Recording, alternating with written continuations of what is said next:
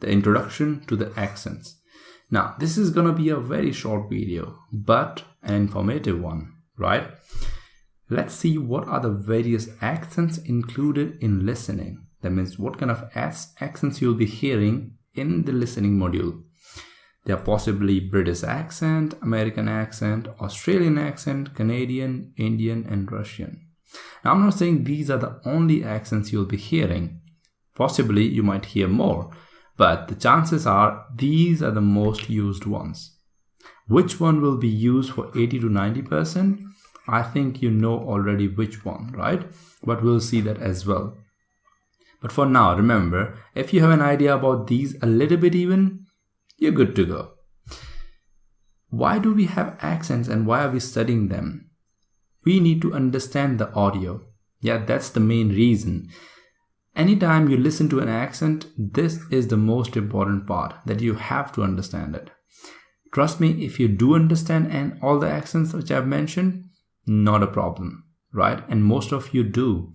But when things go a little bit fast, when somebody is speaking quickly, it gets a little bit difficult for us to understand accents. I remember when I was watching Sherlock for the first time, it was a horrible experience. Trust me, it was horrible. I had to include subtitles, but later it was into practice and I was fine. Now, what is the difference between pronunciation and accent? I'll tell you the difference. Here we have a word which is written this way. I'm going to pronounce it in a way. So this is called tomato in British accent. In American accent is called tomato. They try to say this. They are very clear about their T, the British. In a British accent, in American accent, they call it towards T. While in Indian accent and some of the Asian accent, we try to combine both and we call it tomato. So from tomato, we call it tomato. So we mix both, right? That's just pronunciation in each accent. You see, accent is a style of speaking. Pronunciation is how you pronounce a word. If this is incorrect, you will lose marks in speaking probably. But in listening, you gotta get this one clear because you don't have to speak, you have to understand. All right, so that's the difference. And I hope you understand what I mean by that. Okay. See, this is I was talking about earlier. Because the test is being created by Cambridge English, that is in UK, 80 to 90% will be British accent. That means all the audios, let's say, or not all, most of the audios will be British accent. Sometime when you're listening to another person in the audio, it will be Indian accent, Canadian accent, or American accent, or maybe Russian accent. Very rarely though. So we have to get British accent clear rather than anything else. Okay. Sadly, the problem is most of our movies that we watch are in American accent. I mean the Hollywood movies, what I mean by that. And we get to know words from here.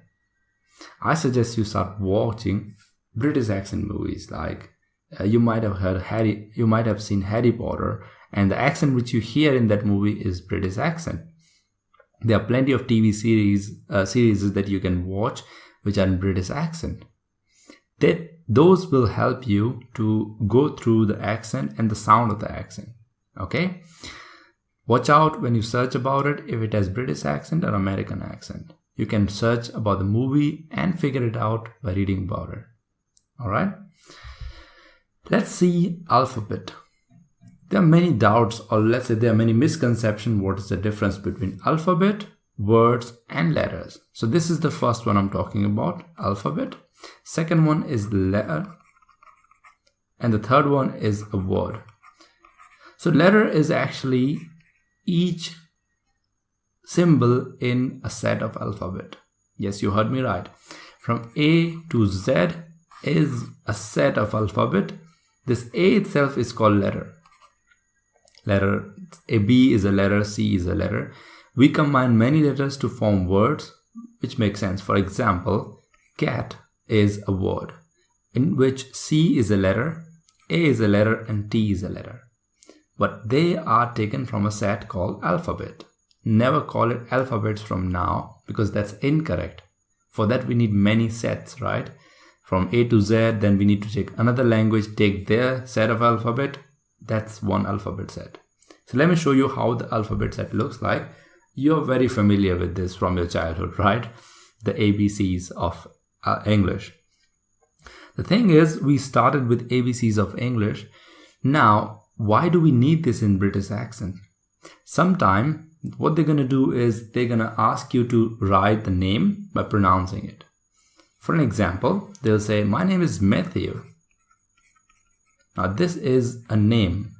A name will have to be pronounced, dictated to you, each letter separately. In that case, if you haven't read, you haven't understood the alphabet in British accent, you're gonna stumble somewhere because the A or E is a little bit different than Indian or Asian alphabet set. Yep. So let's start with the way we say in India or in Asia and the way it is said in British accent.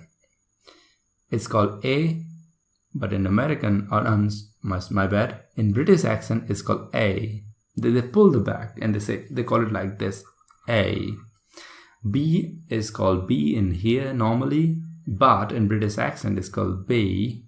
C, D, A. You see that the tone is like A. It's like going down from top. So A, F, G, H. A big difference comes here. It's I, not I.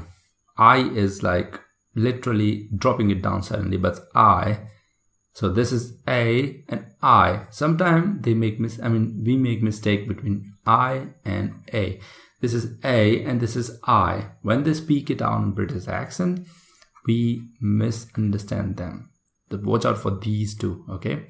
J, K, L, M, N, O, P, Q, R, S, T, U, V, W, X, Y, Z.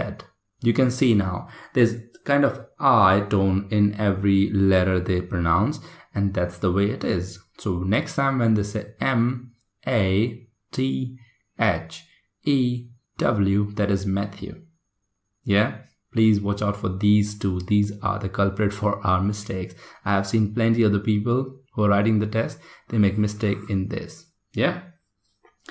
Moving ahead, we have numbers as well, which are important. Why are they important? I'll tell you. So when we are listening stuff, we'll be listening for phone numbers. Yeah, we'll be listening for PIN codes. Generally in section 1, when they are form filling, which we'll see in the coming video, they're gonna dictate the numbers, phone numbers, and you have to write as answers. So hence it's important for you to know about numbers. Yes, especially one number, and that is 0. It's the biggest hero. I would call it a villain actually. Most of the people, make mistakes in here. Or they are confused. What did they just say? Because 0 we think is just 0. It is pronounced in many ways. So the first one is not. Or not, depending on British and American. Not. It's not just 0. It's sometimes called not. You might have heard in movies. You might hear a 404 error. This is very common one that they say. They don't say 404. They call it 404, right? Second one is null. In little bit technical background, it's called null. Otherwise 0 commonly. And the last one, very famous one in UK, is O. So the phone number here is 0456 and remaining of it. So they start with 0456. You might think, what is this O now? Do I have to write O? By the time you think this much, already they have dictated the remaining of the number and you're gone. You will be in trouble. You're thinking, what just happened? Did I miss everything? And in this thing, you'll panic and 2 answers are gone. Just because of this villain. As I said initially, it's either a hero or a villain. Yeah? So what happens when they're dictating number? How to take care of this? There's something called mini pause that will be there when dictating number. Let me show you the difference how we think and how really a number are pronounced. So we think number are pronounced like this. 635623629. No, never. Numbers are not pronounced like this on television or in exam. They're pronounced like this: 635, 623, 6295. You see, when I said this thing, there was a mini pause between these. So I said this way: 635, 623, 6295. You see, there was a pause here. Please write down numbers when there's a mini pause. So when they group either 3 numbers or 4 numbers, or sometimes they also say like something like 66, 22. So there's double or triple, whatever it is. They'll take breaks after that. Very tiny pause. In that time, you write it down. Just don't start writing immediately as soon as they start. Write it here, here, and here, right? I hope I'm clear about this. This is going to help you to take the number or note down the number easily. Okay? Proceeding, we have pronunciation. Now see, pronunciation is something I've discussed initially in this video. We can't have the best pronunciation because, the way we are non-native speakers. But still, what we can do is, if we are dedicated, we can try to get it as better as possible. Yeah, from our previous version. That's how it should be. Where can we get the best pronunciation or the perfect pronunciation? It's called dictionary.cambridge.org. Now, if you go to this website, this is the best source in my opinion. When you search a word, you will get pronunciation as B and A in there. And there will be an audio symbol in front of this thing. What you will get to hear is each accent that you can speak where it is pronounced. So it will be in British accent and American accent both. Whatever is applicable to you, what you think you are using, you will check. If you think you're wrong, replace it in your mind and keep repeating it. So what I generally do is I look at a word, for example, this one which we have seen initially. I read the word and I say, this is tomato for sure. But then I listen to, in the website, in the British accent, they call it tomato. An American call it tomato. So definitely I'm wrong, right? Now, what to do with this website and how to practice? If you go to Wikipedia or any, you can search in Google itself, we have 1500 to 10,000 most commonly used English words. I would suggest you go in the middle, go for 5,000 most commonly used English words and keep searching these words in the website. So first you pronounce a word and you search in the website and check, oh, I was wrong. For that, you have to sit on the computer or your phone, pronounce the word first and check in the website. Okay, I was right. In that case, you tick it. Okay, this word is done. I know this word. This word is done. I know. Maybe you might not know. Just cross it out. That means only practice required here, not other places, right? So this is how you're going to practice using dictionary.cambridge.org. They have a search bar. You can search and get the real pronunciation.